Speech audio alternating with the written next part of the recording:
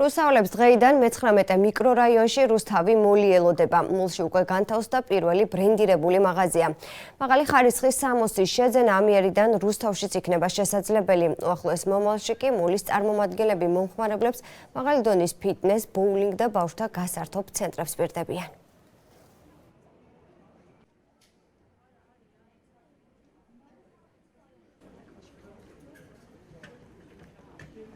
ჩვენი გეგმები ძალიან შორს მიმავალია. ძალიან დიდი იმედი მაქვს, რომ ცნობილი ბრენდები შემოვლენ ჩვენთან. უჭირს ზოგადად ბრენდებს იმ რისკის აღება, რაც რუსთავის ბაზარზე შესვლა არის. და ამიტომ ალექსანდრე გარდის მაგალითი ძალიან მნიშვნელოვანია მათთვის. ალექსანდრე გარდი შევგვპირდა, რომ შუამავალი იქნება ჩვენი და გაგვიწევს რეკომენდაციას. ამიტომ რუსთაველებმა ვამუშავოთ ალექსანდრე გარდი, რომ ერთი დატვირთული, სრულყოფილი მოლი მივიღოთ.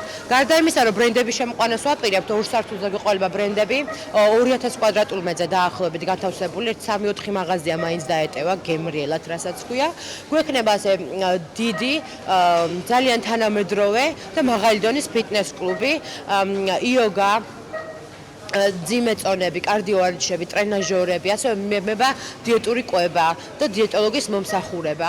და ასევე მე-4 სართულზე, რაც ყველაზე მეტად მახარებს და რაც ყველაზე მეტად ჭირდება რუსთავს, ეს არის გასართობი ცენტრი. გასართობ ცენტრში იქნება ბოულინგის ბილიკები.